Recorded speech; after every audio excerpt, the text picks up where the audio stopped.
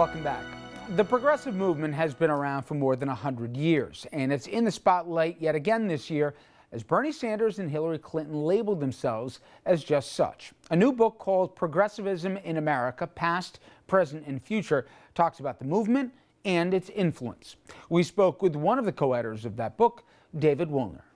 We wanted to look at sort of the history of progressivism from all the way from going back to the late 19th century right up to the present, because I mean, I think as what we've seen tonight on the program, there political shifts are happening in this country. There's sort of tectonic shifts happening, and I think the popularity on the left side of Bernie Sanders is a strong indication that that there is a kind of new political discourse that is possible today that wasn't possible even 10 years ago.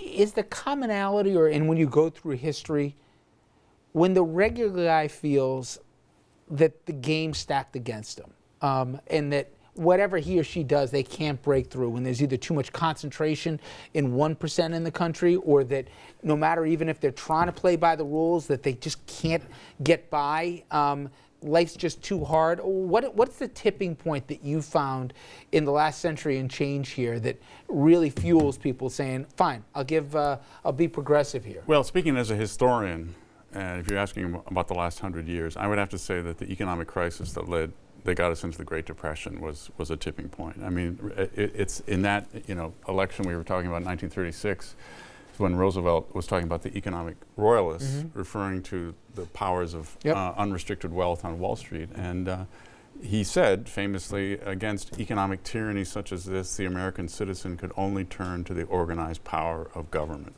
And so there was a strong belief, and you have to remember, historically, before Roosevelt, before the New Deal, there was very little state in existence. The only real contact the American public had with the federal government was through the post office. And we were in a deep economic crisis.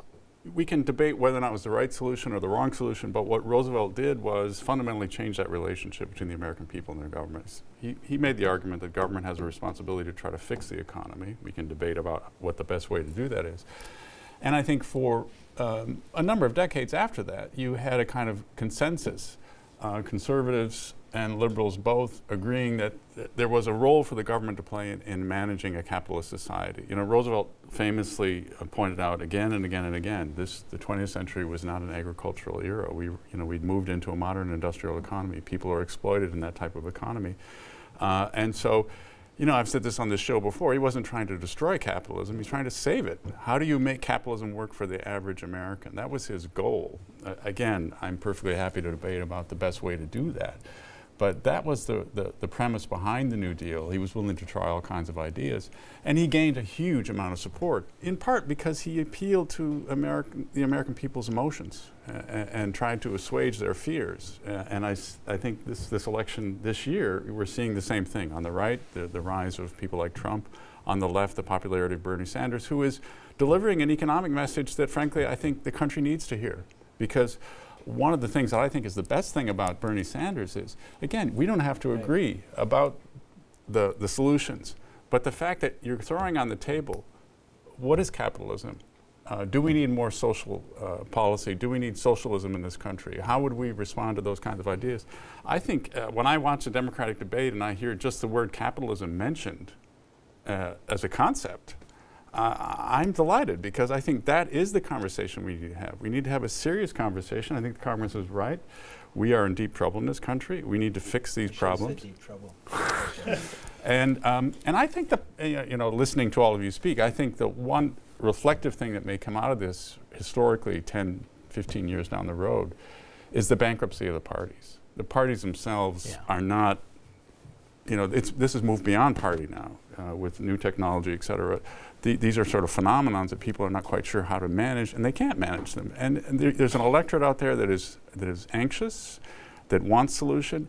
And I have to say, I think Bernie has really struck a chord when he's talking about this structural inequality in this country. That is a non-sustainable situation. Let's face it.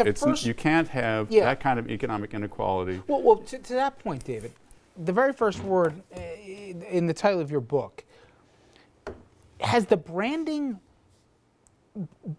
for me, I always wonder, some of the people who are most anti-progressive are the people who should embrace it the most. The people who should be saying, Yeah, I want $15 an hour, right? Are some of the ones who argue most vehemently against it.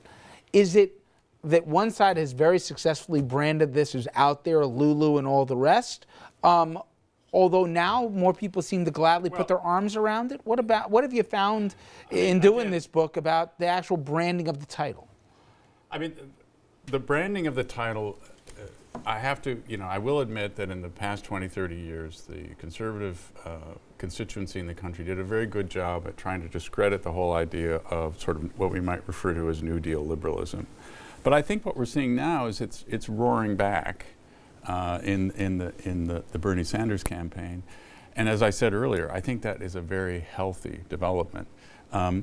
The progressive era has changed over time. Progressivism in the late 19th century was about, in the early 20th century, was about sewers and clean water and and disease and terrible, terrible things in urban America, that people were living in squalor, and people looked around and said, "This is outrageous," and they brought in expertise to try to address those problems. It takes on a more populist, general populist sort of characteristic when you get into Roosevelt and into the New Deal. Do you want to jump in? I just quickly, is it just an economic phenomenon that when progressivism sort of comes back in vogue, or is there a social issue component to it as well that sort of gets people thinking more along progressive lines? It depends on the era. I think right now we're in an era when the economic issues are in the forefront, but behind those issues are social issues, issues of race and so forth. When you're talking about the civil rights era, you're talking about the 1960s, 50s and 60s, it's more of a social phenomenon. So, but again, when you're looking at capitalism and you're looking at a society that allows a certain percentage of the population to go sort of below the radar and live in conditions that are really kind of unacceptable. In an economic system that is really dependent on consumer spending and a population that can sustain a consumer-oriented economy, we are in deep trouble. Now we look locally, and a story about one of America's most popular presidents and his historic trip to Peekskill. I'm talking, of course, about Abraham Lincoln and the stop that he made in Westchester on his way to his first inauguration.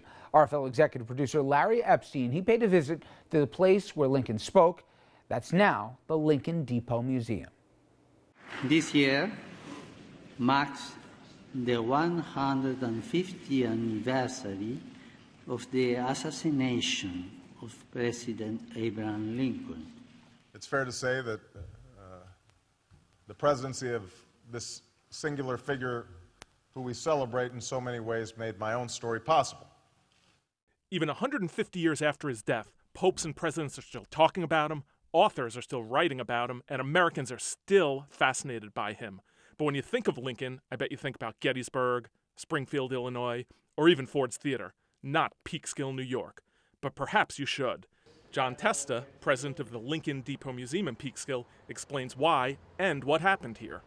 Well, he stopped in Peekskill because he was in Congress in the 1850s with a local Peekskill resident, William Nelson, who was a lawyer. He was a congressman who served with Lincoln, and they became friendly. So at his request, knowing that he would be taking this inaugural trip from Springfield and stopping in various locations, Mr. Nelson asked him if he would make Peekskill one of his stops, and he did. He made it the only Westchester stop, actually. What did he say when he stopped here? Well, he had a couple-minute speech, and he basically had segments of the speech you can hear in various locations that he spoke along his way. But he basically just asked for sustaining hands was the one phrase that came away with the community, to watch over him and pray for him and hope that he can be successful, because if he was successful, then the country would be successful. President-elect Lincoln stopped here, and he spoke right around here. The train pulled up right behind this building I'm standing in front of. 4 years later, it was a very different time, a very different country. Country was in mourning, Lincoln was dead. The funeral train stopped in Peekskill again on the way back to Springfield. In Westchester, Peekskill again was honored by having the train stop for 10 minutes. What was the atmosphere here? It was very, very solemn and sad. You know, Peekskill, he did not win Peekskill in his election. Re-election was different, but it still was an area that was not really a friend of his in the beginning. But everyone, as the rest of the country who got to know him, they loved him. And when he when his funeral train stopped. It was a very solemn time. It was very, very quiet. People who wrote about it said nobody said a word. Now Lincoln's historic visit to Peekskill is immortalized at this old depot that's now a museum on South Water Street. We were lucky to have this building preserved over the years to the point where it was not dilapidated to the point where it fell down or it wasn't torn down. And when I was mayor of Peekskill, we were able to obtain the building through grants. We purchased the building, and then through Governor Pataki's ability as governor to get us the grants to restore the building, and then over time we actually created the museum you see today. We have quite a number of artifacts. Some of them are Lincoln directly related. We have one document that Lincoln signed that was for raising of troops during the course of the war. Lincoln and the military needed troops raised in various locations in the country. New York was one of the biggest that supplied troops to the conflict. And we have one of his original documents requesting more troops for a certain district in New York. Our focus in this museum is Lincoln, obviously, but also New York and its contribution to Lincoln himself, his campaigns, as well as the Civil War. And up next, in this year's election year, FDR's legacy taking on special significance. We'll talk about how the things that he did then continue to resonate now.